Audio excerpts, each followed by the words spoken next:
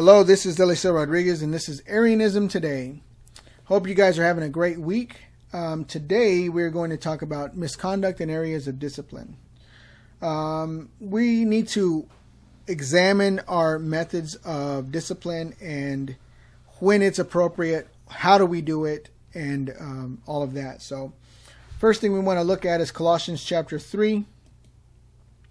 Colossians chapter 3, verse 12 and 13 say, and this is going to give you an example of what Christianity should be, and when you're not doing these things, you are in misconduct, essentially. But so therefore, as the elect of God, holy and beloved, bowels of mercy, humbleness of mind, meekness, long-suffering, forbearing one another, forgiving one another. If any man have a quarrel against any, even as Christ forgave you, so also do ye. So we're supposed to be this way. Christianity. Very merciful, very kind, very humble-minded, meek, knowing and realizing that this is all by grace and that's nothing that you deserve, that nothing that I deserve. Very patient, bearing one another, even if they're annoying, figuring out a way to bear that person. Forgiving, being a very forgiving person, forgiving to one another, not just one side, but both sides. And it says, if any man have quarrel against any, even as Christ forgave you, so also do ye. So if you have a problem with someone else, if you're fighting with someone else, you need to be able to forgive that person. When you're bitter, you're starting grudges, you're hating any of those things, you can't stand someone in the church, that's not conducive to what Arian church is about. And so that would require discipline for that Christian who cannot forgive, or refuses to forgive, or refuses to reconcile with their brother, whoever it may be. So that's one area that we cannot just let fly by without anything. You cannot allow that kind of conduct to continue.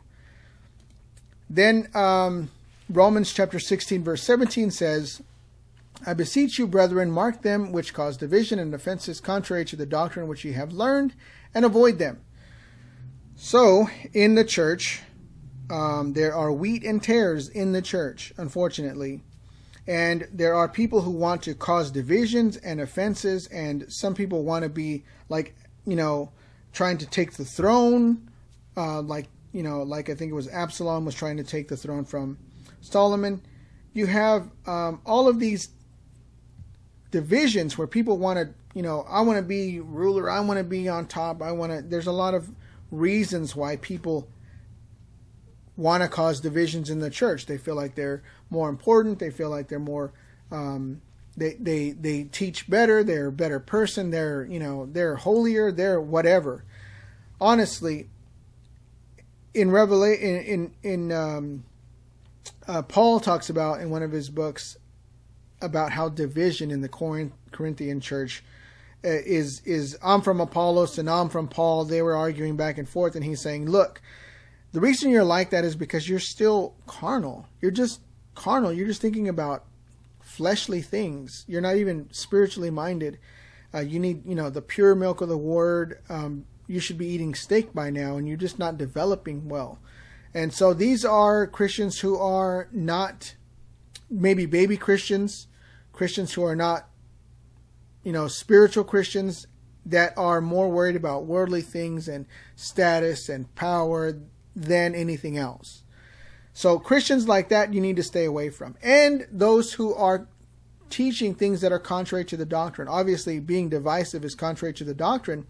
But not only that, we cannot allow the Christology of who Jesus is and who the Father is to be maligned or to be changed. The basic thing that identifies Arianism from all other faiths is that Arianism understands that who the Father is, and the Father is God, and God, and what we mean by that is the supreme being. The supreme being in Arianism is he who is, he who was, he who is to come. It is the uncreated, unbegotten, being, the being who is the cause of all, the Father of all, the maker of all. That is who the Father is. That is who God is in our faith. The supreme being, the Most High, is the Father, and he encompasses all of these things. Jesus is not the unbegotten God, and he is not the supreme being. The supreme being is identified as he that is, he that was, he that is to come. So how do we identify who God is? And the best way to say it, obviously, is supreme being. How do we identify in Arianism who the supreme being is? The supreme being is the uncreated, unbegotten God. So he who was not born, he who was not created, he who has existed forever, in forever past, forever future, forever now, he who is, was, and is to come forever, is who the supreme being is. And there is only one being who falls into that category. Jesus does not fall into that category. And because of that, you have to understand now, with that saying, with that understanding, that we are not polytheistic. We have only one uncreated, ultimate supreme being. We don't have two. We don't have three. We have one ultimate supreme being, and that is the Father. Uncreated, unbegotten, cause of all, maker of all, Father of all. Then you have Jesus, who is born in the form of this almighty uncreated being, except he's created. He's begotten. He's born. So because of that, he is not the cause of all. And so there are a lot of people that are going to say, well, that's actually technically two gods. But no, it's not. It's not. One supreme being. Anything else. And there's a whole hierarchy of beings that cascade down from the unbegotten God. And none of those, because of the hierarchy, none of those place anyone else but the one supreme being at the top. So being monotheistic is having one ultimate supreme being, and that's what we have. We have one ultimate supreme being, and he, the ultimate supreme being, has a son who is like him in kind, but is not the ultimate supreme being. And because of that, whatever hierarchy there is, doesn't matter. We only have one ultimate supreme being. And the hierarchy going down, you can't count every single person as a deity underneath the supreme being. It doesn't matter who's underneath in a hierarchy. Moses, you would have to count Moses in your theology if you were going to count everything that's underneath God as a deity going down. And being of the same kind doesn't make you the ultimate supreme being either. If you were caused to become by the ultimate supreme being, you are not it. So Jesus being a begotten in the form of the ultimate supreme being doesn't mean he's the supreme being, doesn't mean he has all authority, doesn't mean that he cannot die, doesn't mean that he's, he that is, he that was, he that is to come. So if you do not change this Christology,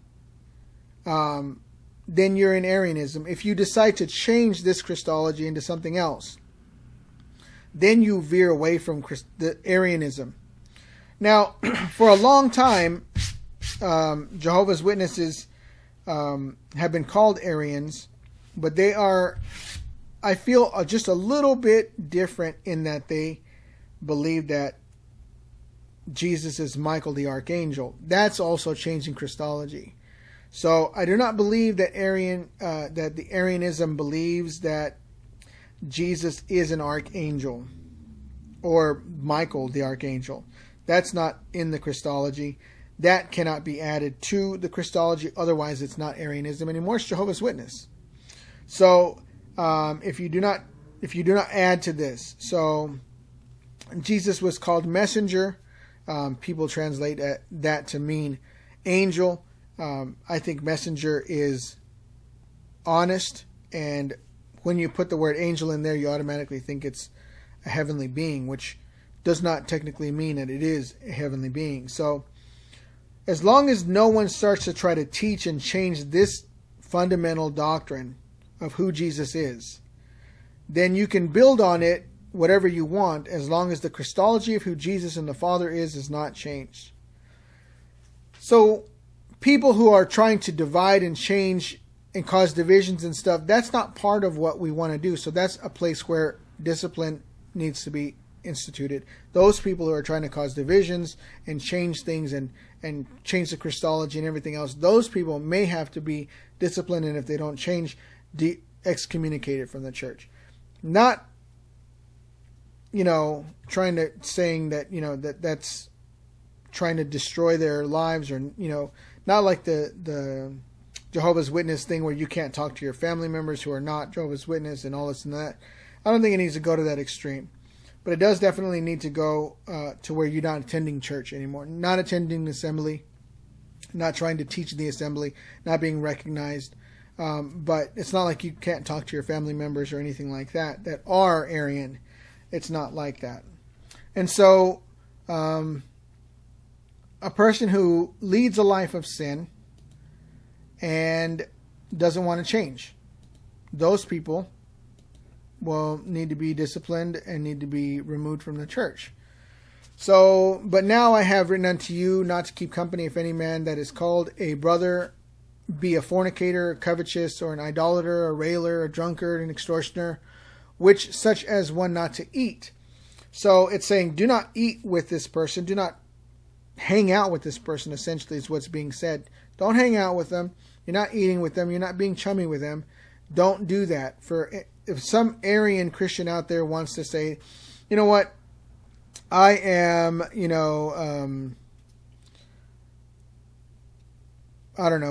somebody who worships Buddha as well. Okay, let's say they worship Buddha and they say they're Arian as well, or Muslim, right? Oh, we believe in Jesus, but we also believe in Muhammad, and we believe that it's okay to cut people's heads off and stuff like that. That's not Arianism. We don't believe in Muhammad. So let's say that this person says, I'm an Arian because I'm a Muslim, and Muslims, that's why we're Arian. That's not Arianism. Arianism is not Islam or being a Muslim. That's not the same thing. Arian is strictly Christian, strictly believes in Jesus, does not believe in Muhammad, does not add to the Bible, the Quran, none of that stuff. So if a person says that they are this way, and this is the way they're going to lead their life, and this is the Christian they're going to be, in any situation, then you need to look at the steps to correct such a view. Matthew chapter 18, verse 15 says, Moreover, if thy brother shall trespass against thee, go and tell him his fault between thee and him alone, and if he shall hear thee, thou hast gained thy brother. So in a situation like that, you're going to go and say, hey, look, brother, I know that you are telling me that you believe that the Quran is the Bible and that you are an Arian because you believe in Jesus this way, and that's Arianism. But we don't believe in Arianism, the Quran, and we don't add to the Bibles the Quran or Muhammad or anything to do with that. So although you have some understanding of what we believe, we're not adding to our Christian faith Muhammad and the Quran. So because of that, just want to let you know that that's not what we're accepting, and that we don't have anywhere in the Bible that says anything about Muhammad, and we're not going to add that to you to that. And we will request that you would look into leaving the Quran, leaving Muhammad, leaving all of that, and coming to become with us, because it's not something that we agree with. And if you continue to, then you're kind of going against what the church believes. Then let's say he says, well, Muhammad, I'm going to believe all of that. I'm not going to change. This is what Arianism is, and I'm trying to redefine Arianism right here, right now. So then we go to verse 16, and it says, But if he will not hear thee, take with thee 2 or more, and in the mouth of 2 or 3 witnesses, every word may be established. So then you come back with a couple of other Christian people, Arian people, and say, hey, This is what I have concern with. I've talked to you about how we don't accept Quran, we do not accept Muhammad, and you're coming to this church saying that it needs to be added to the church, and we're trying to make a discussion with you to get a solution on the problem, and it doesn't seem like you're wanting to listen. So I want you to just explain to us why you're not wanting to change, what your problem is, and let's talk about how you feel about Islam and Arianism and what you think Arianism is. And he can say, oh yeah, obviously Quran and whatever, we're all Aryans, blah blah blah, and I think that we should all stay together, and that the Quran is the Bible too, and Muhammad, everything. Let's say he said all that. Okay, so now you have two other witnesses, or one other witness, of what he said and what he believes, and how you want to, how you are trying to address the issue with him to get him to change, and he's not wanting to. Then verse 17 says, and if they shall neglect to hear them, tell it to the church. So if you're not leadership, then you go tell the leadership, which would be the church. And the leadership should tell the whole body of Christ that's congregated together, hey, look, I have a special, we have a special service, but to begin with, we want to talk about brother, whoever his name is. He is trying to add the Quran to Arianism. He's saying that Muslims should be, that Muhammad is part of the Arianism, and that this is what Arianism is, and we don't believe that here. We've talked to him about it, and we're praying that he changes his mind. We've asked him to change his view and to line up with what we believe or leave.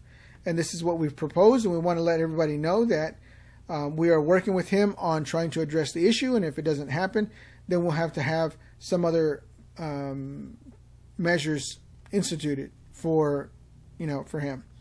So then the rest of verse 17 says, let him be as unto thee a heathen man and a publican. And just say, okay, now the church, we have unfortunately had to remove him from the church. He is not allowed to come here. Just to let you know, we are not supposed to fellowship with someone who's been excommunicated from the church, especially one who's trying to add the Quran to. We consider him, trying to pervert Arianism and trying to teach a different gospel than what we believe. And we request that the whole church not fellowship with him. And if he has any issues, he knows what the leadership's number is, and he can call us and talk to us about wanting to return if he's changed his mind. And let it be that. And that's how you handle that. So when you have someone in the church, in the body of Christ, who's trying to divide and trying to change and trying to break everything that we're trying to do in the church and change doctrines or change, be in a life of sin or be in another religion and Arianism at the same time, trying to change the Christology or trying to refuse to forgive, depending on what it is. Basically, doctrinal issues, someone who doesn't want to line up with Christianity or what Arianism is, obviously those people need to be removed. And this is the method and the way that the Bible describes that we should handle them. Now, real quick, after that's happened, let's say that this guy who was wanting to be a Muslim Aryan wanted to do this, has come to a revelation that he is wrong and that the Quran is wrong and that Muhammad is wrong, and he wants to change his life. He wants to come back to the church. Then what do? Well, Hebrews chapter 12, verse 6 says, For whom the Lord loveth, he chasteneth and scourgeth every son whom he receiveth. And so when we do this discipline, the discipline is not when we discipline someone or excommunicate someone or give some kind of punishment to someone for being one of these things or not being forgiving or teaching a false doctrine that they now realize has been a mistake. It says, for whom the Lord loveth, he chasteneth and scourgeth every son whom he receiveth. So what we do when we're doing discipline is we're trying to teach that person that what they're doing is wrong, and hopefully giving them a revelation that we love them, we want them to change their ways, and we're hoping that they see that through this discipline, change their ways. And so that's what the method is, or what the heart of it is we're trying to bring this person to understanding that we just want them to change. We're not trying to just cast them to hell. We want them to change, and so that's the reason we do that. So that's the attitude we should have for the discipline.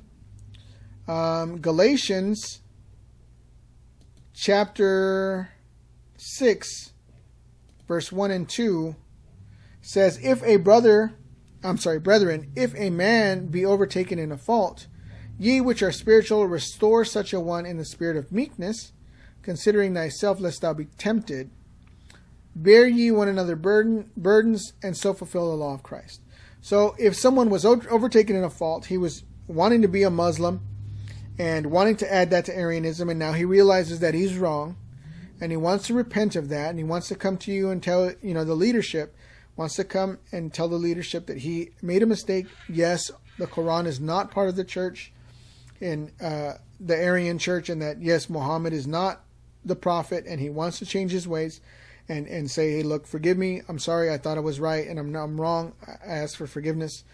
Then we, being meek, we restore someone like that in meekness and say, hey, look, all of us need to remember that we all were sinners at one time, and we've made mistakes in the past, and our brother here has realized his mistake, and we're going to accept him back into the church. And I'd like everyone to come up and, welcome our brother back to the church.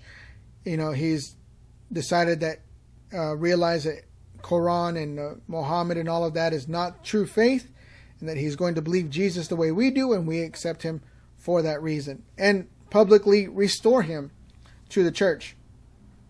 And not being, haughty about it, but being meek about it, and understanding that, we make mistakes. Everyone makes mistakes. No one's perfect.